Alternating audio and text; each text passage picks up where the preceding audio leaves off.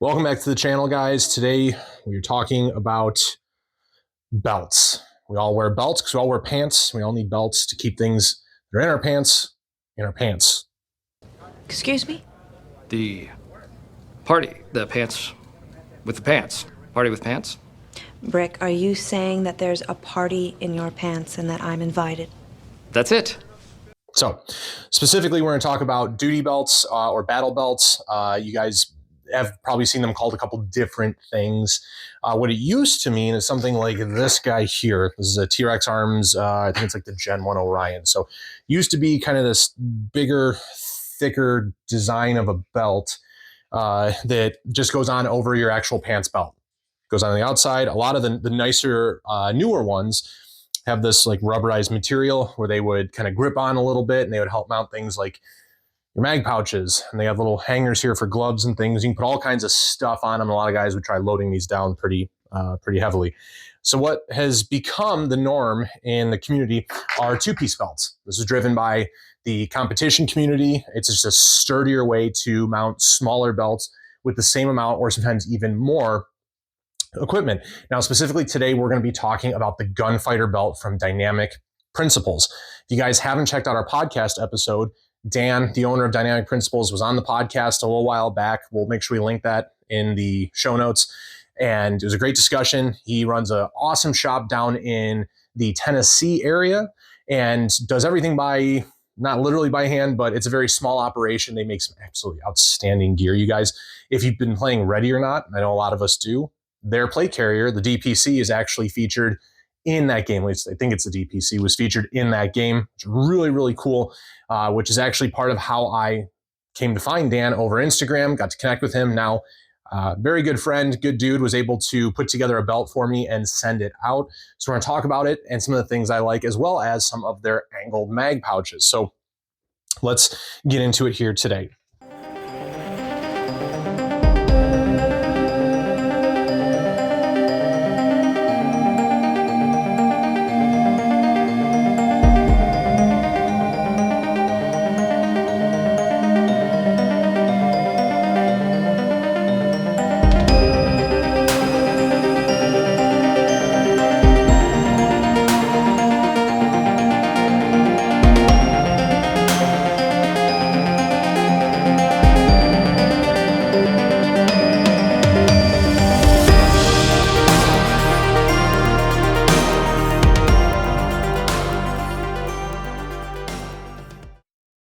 This is their Gunfighter belt.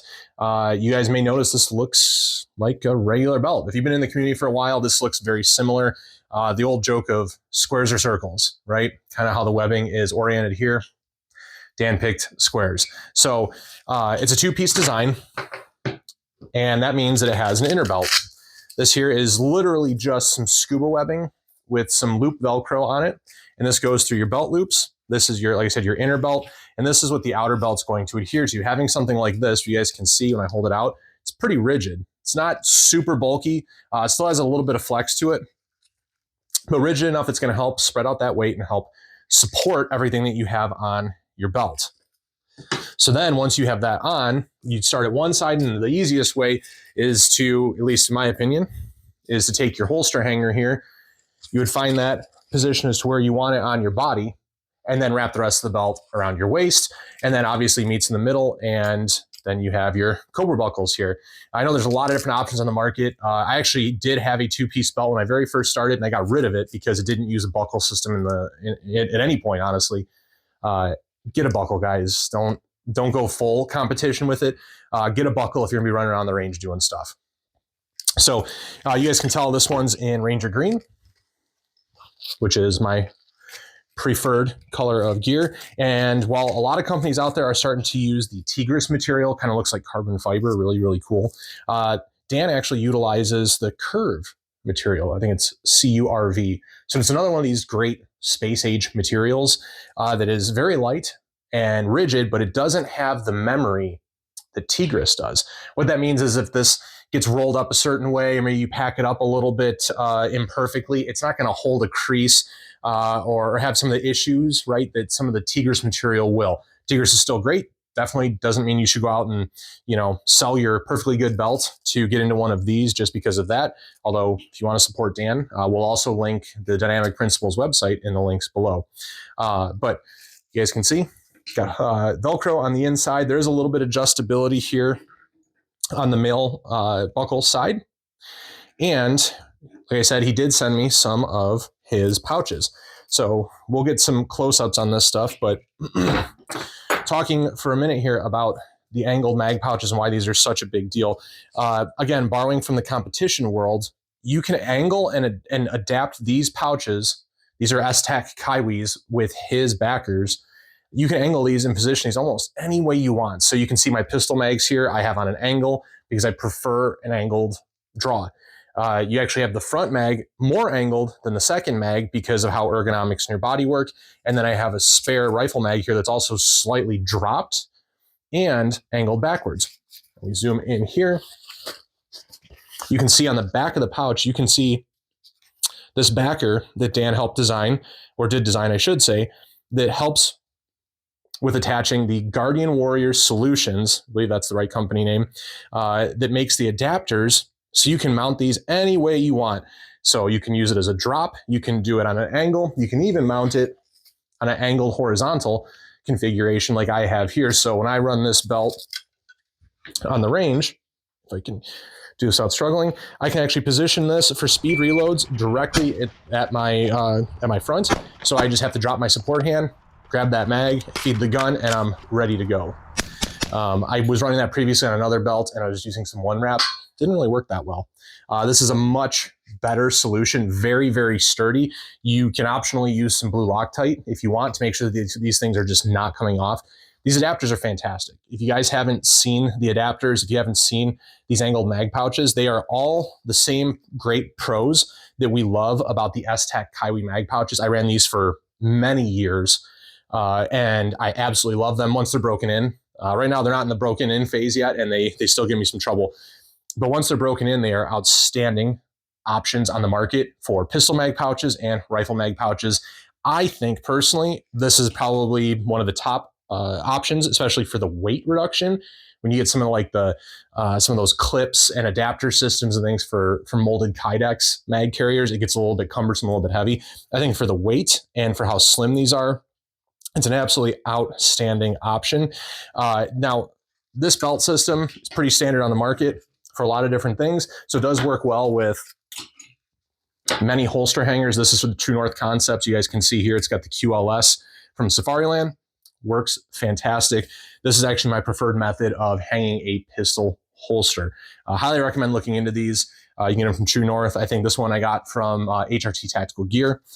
There are some downsides. This is not a full width belt. So between the smaller size and how tightly some of that webbing is actually stitched, you do run into some issues with some of the legacy Molly pouches. So here, this is a dump pouch, and you can see it has the very typical legacy like button or snap that you would thread through Molly, and then you would just clasp that together and it would secure to either your plate carrier or to your belt.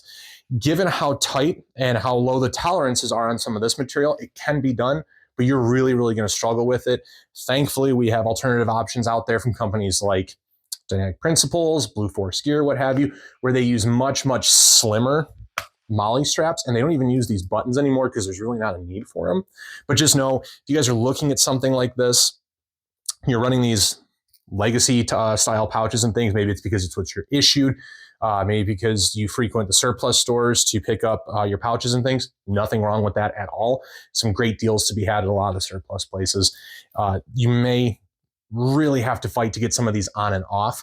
So just know that when you go into it, you may struggle a little bit. My personal setup, as I was showing you guys here, around the front, I have a horizontal mag pouch, the True North Concepts hanger for my Safariland or US Duty Gear holster. In the back, I do like the T-Rex Arms Med 1 pouch, and that literally just slides on. So all I had to do was pull off one of the buckles. I pulled the male buckle off, slid this on. It's a really, really easy concept, and it doesn't move around. Okay, there's no extra retention or anything crazy you got to do with it. The actual friction of the belt holds that in place pretty well. If you were really worried about it, you could put some one wrap around there. It would take care of it. And On the other side here, a pair of the angled S-Tac pouches that Dynamic Principles makes. I do have from Wilder Tactical. I forget the name of these, but I really like having these little like HK style hooks on my belt for my gloves.